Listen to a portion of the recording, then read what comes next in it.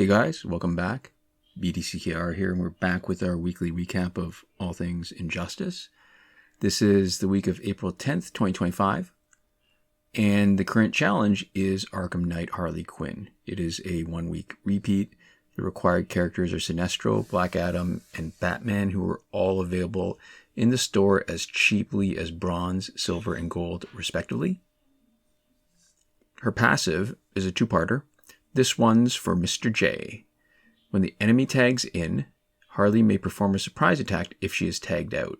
If the Joker's knocked out on Harley's team, she gains full power. She's got 1100 attack and 1100 health, and she was last available March 28th, 2024. I feel like they missed an opportunity here by not requiring the Joker to be one of the characters. Anyways, so she's got lower stats. Like all the Harleys, she's a great support character and able to heal her teammates. I think the strongest Harley Quinn is probably Suicide Squad Harley Quinn. But you know what? Arkham Knight Harley Quinn has an interesting passive that's unique. She's kind of fun as an entry hazard, which you get from the first part of her passive. And in fact, you're getting a slight bonus here. You just saw how her passive had an effect. And instead of Bane potentially, I guess, stunning us, not only did not stun us, we were able to tag in Batgirl before he tagged in, and Harley's passive triggered, and you saw that.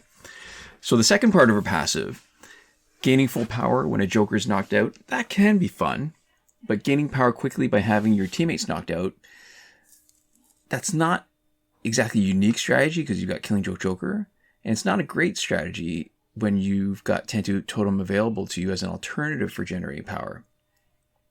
If you look at it this way, so either your Joker teammate is strong enough to be contributing, so you don't get to take advantage of the passive much, or he's so weak that you're playing with an unbalanced team. And, okay, granted, unbalanced teams, much more popular now since Scopus Gaming started using them extensively, but it also means that you're going to be more limited in both your team member options as well as promotions if you're going to do that just to make Arkham Knight Harley Quinn the star.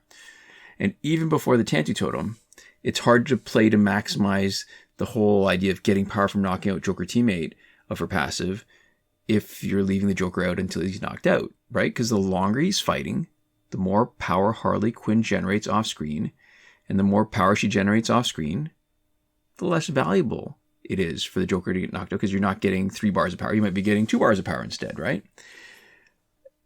Now, on the other hand, if the Joker is so weak that he gets knocked out quickly, it's a bit of a waste of a team slot to just get power when you can achieve a lot of that with her gear slots instead. Now, Arkham Knight Harley Quinn, I think what really fails her is that she's not that great an option to be a star on the team because her Special 2 does so little damage. You give up the max damage or the amount of damage that she should get for her attack stat because it's unblockable. So her Special 2 only does 50% more damage than her Special 1, and it only does 50% of the amount of damage that you'd expect for somebody with her attack stat. So the Joker portion of her passive, while it sounds great, is more of a backup than something that you can plan your strategy around. Her surprise attack, if it triggers, generates power for her as if she were the on-screen fighter hitting the opponent. And, we used to think mistakenly that she needed Tattoo Totem to do this, but she doesn't. The power is generated from her multiple surprise attack hits. And that's great. It's brilliant on defense.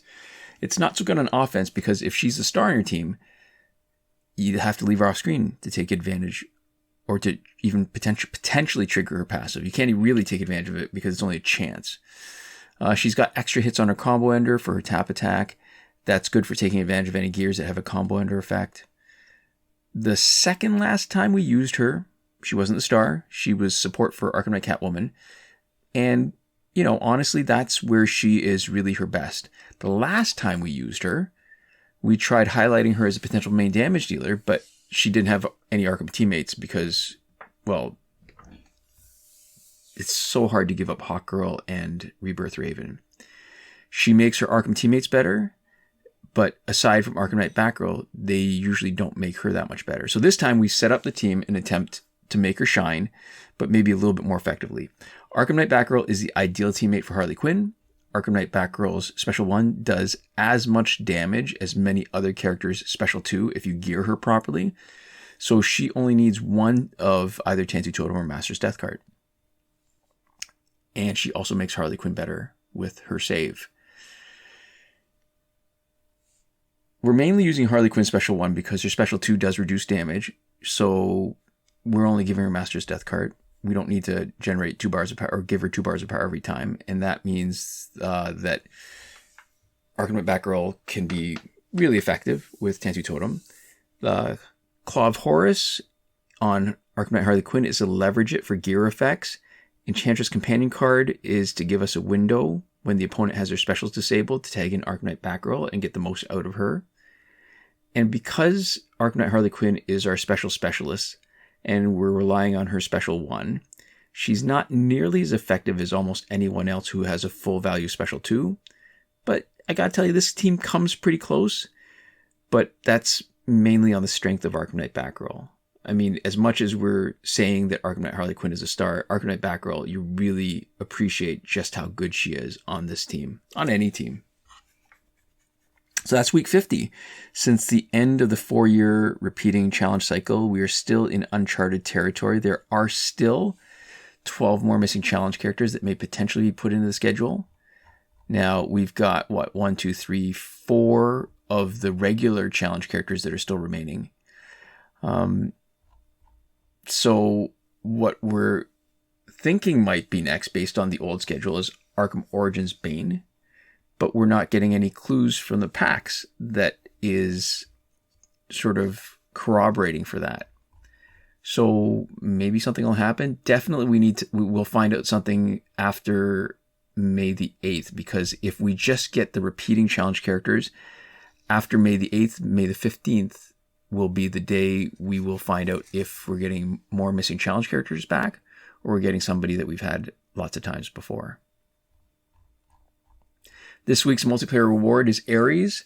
His passive is To the Death. When Ares performs a God Smack special, it shocks opponents, causing them to lose the ability to block for a limited time. He's got 1200 attack and 900 health. He was last available September 19th, 2024.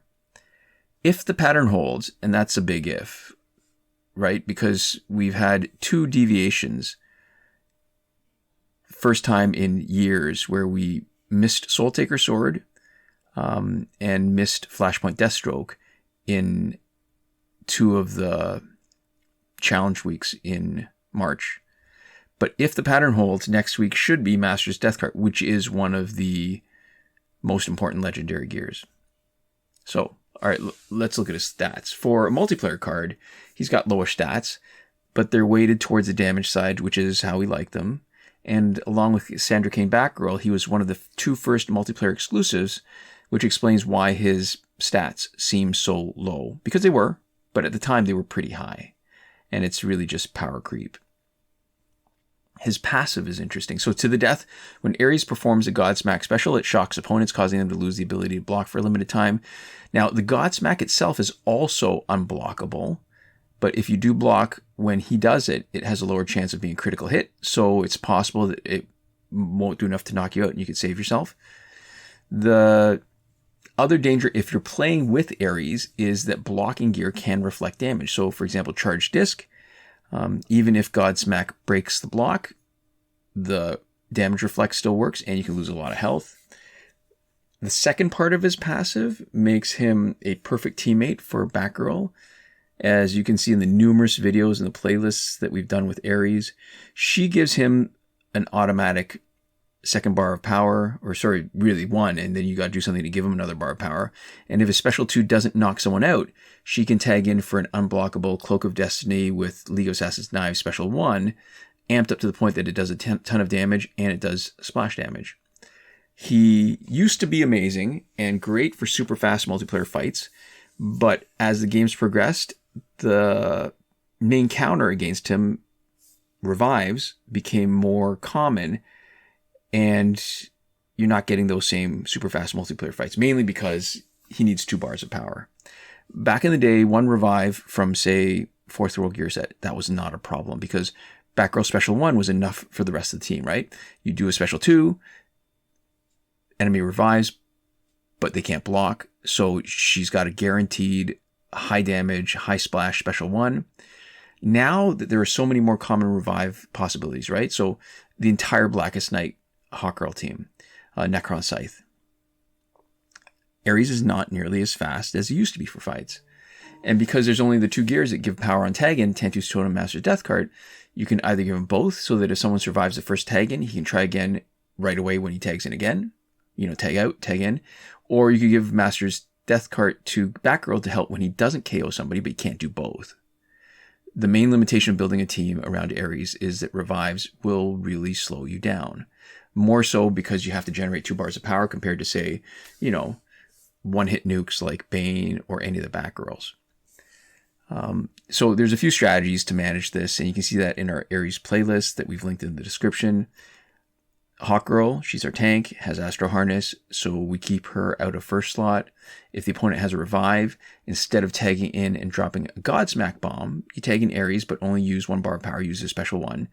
Tag Batgirl back in for a special one, and if that doesn't get us past the first revive, we just keep on repeating. Ares special one, Batgirl special one, until we can use a Godsmack and know that it will knock out the opponent. Unfortunately, not only is this a slower strategy, but it requires that you check the opponent's gear, which is also a time waster. The other counter against Ares, whose main feature is doing the Godsmack repeatedly because Tantu Totem gives full power back if you knock out your opponent, is any kind of entry hazard, like Gaslight Batman, which prevents Master's Death card from giving the 2nd bar of power, or Arkham Knight Harley Quinn, which we're seeing in the challenge this week, because if you trigger a passive, you can't do a special 2 immediately and leaves you a little bit vulnerable. So we've done lots of variations of teams with him. You should check out the playlist linked in the description. And normally I wouldn't recommend that you watch some of those older videos, but the older videos are interesting for showing you how the landscape has changed to the point where it's almost unrecognizable. The fights used to be so fast and they really aren't anymore. So in our store, character bundle Battle of Themyscira, $24.99 Canadian dollars, because that's the only currency that matters. You get Ares and Dawn of Justice Wonder Woman. Gears that you get include the Dawn of Justice Wonder Woman gear instead of the regular Amazonian sword and shield, so that's a little bit interesting. Sorcery Pack 1, second week. We talked about that last week. And the other new pack this week is a Survivor pack with Arkham Origins Deathstroke, Batgirl, and Containment Doomsday. So Arkham Origins Deathstroke is a missing challenge character. Batgirl was previously missing, but came back not too long ago in August of 2024. And Containment Doomsday is another missing challenge character. I think Doomsday doesn't get enough love. I feel like he's a little bit underrated. Arkham Origins Deathstroke is good and not underrated at all. And I think Batgirl is S tier still, despite how old she is, despite lots of passives that might seem better superficially, but because of her special one that all the Batgirls have that you can leverage with a stun boosting gear plus anything that gives her power she tags in, makes her special one a nuke just like everybody else's. And this Batgirl actually is a little bit more of a nuke if you use the splash damage from League of Assassins Knives, because after the stun she only has 1 more hit. All the other Batgirls have multiple hits after the stun, so that if you knock out the opponent too quickly with the first hit, the subsequent hits don't land and they don't do splash damage. So overall, I think she's probably lower damage than the other Batgirls, but she can do more splash with her special one. The other characters in the store, the packs in the store have been around for years, nothing new. Phantom Zone is back for 2 weeks.